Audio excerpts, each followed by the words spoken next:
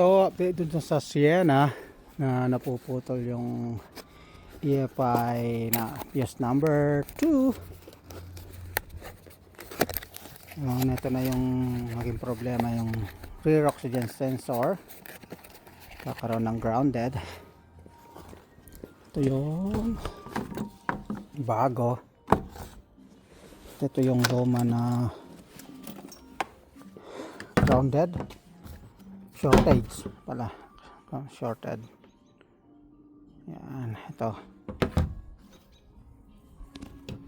yung bago. Okay, parehas.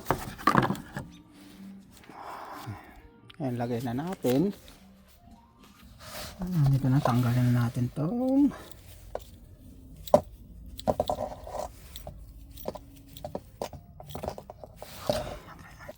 yan.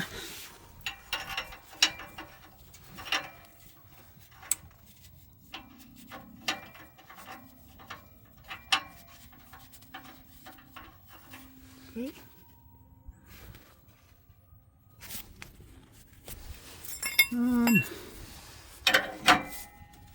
Ipitan ko na.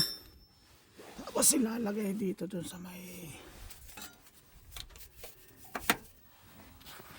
butas niya dun.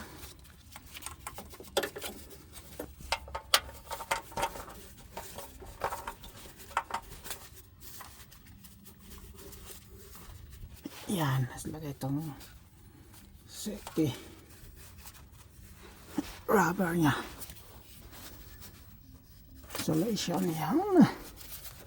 Okay, okay na tayo. Ano tayo sa loob.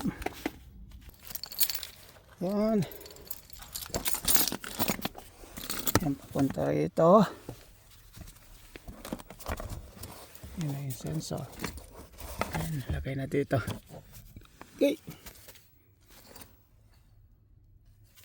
nalagay na natin. Yan, safe na. Yan, lagyan na natin itong cover. Lagyan na ito. Yan, okay. Lagyan na natin itong clip. Yan, yan, nalagyan na natin lahat. Start na natin ang sakyan.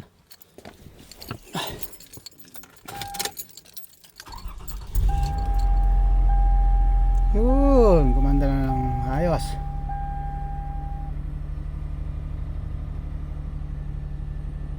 Okay,